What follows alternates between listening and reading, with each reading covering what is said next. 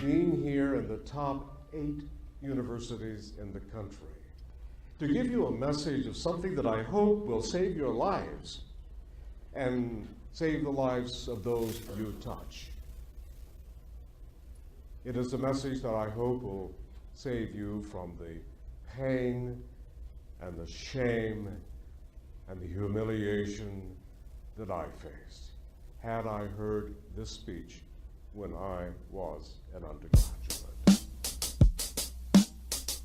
Talk about your life because you call it genetic depression because more than you and your family suffered from depression, but not everybody was willing to face it like you have.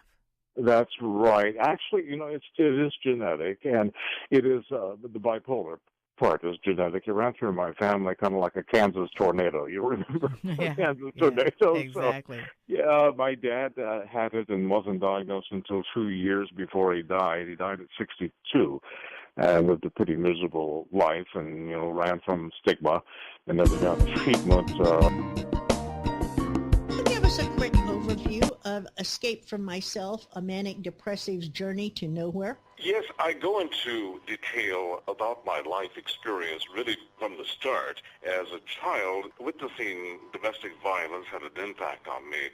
And then my mother died suddenly when I was 14 years old. She had a brain aneurysm. She was 34. And that seemed to be the thing that kicked off my 17 minutes bipolar. is a sliver of time. In 17 minutes, you can take a shower, or prepare a meal, or watch half of 2.5 Men. I was tempted with Charlie Sheen jokes this morning, though. But in the next 17 minutes, someone, somewhere in the United States will be dead. A victim of suicide, one of the 30,000 suicides we have every year in the United States. Dark depressions. I would tell myself like a little boy whistling in the dark, well, maybe if I prayed more, they'd go away. One day it got so bad, I walked into the bathroom of our apartment while my wife was in class, lay down on the floor in front of a gas heater, and turned on the gas.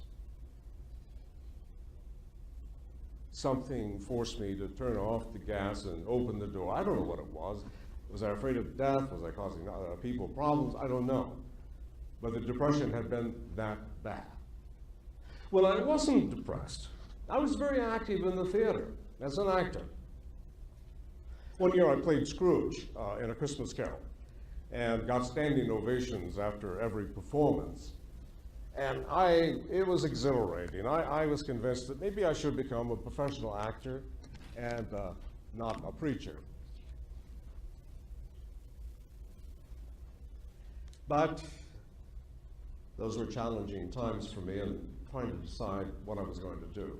You see, I didn't know anything about mental illness. There were clues that I was mentally ill, the deep, dark depressions, of course. But then there was another clue.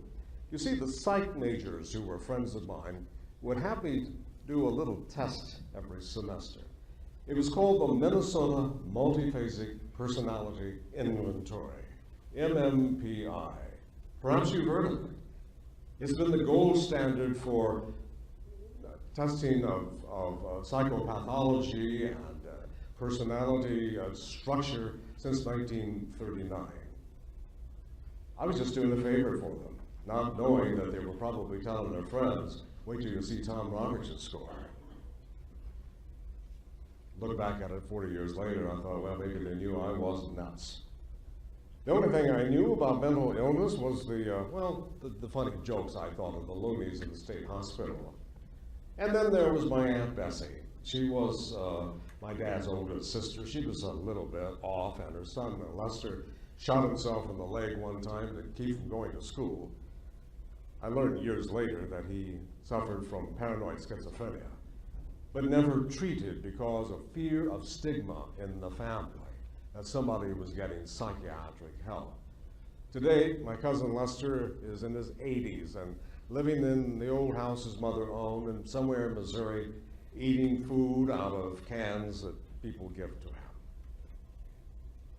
That was the extent of my knowledge of mental illness. And you mentioned earlier your brother and your sister were afflicted with bipolar, and is it fair to say that genetics seems to play a role, and it did in your development of bipolar?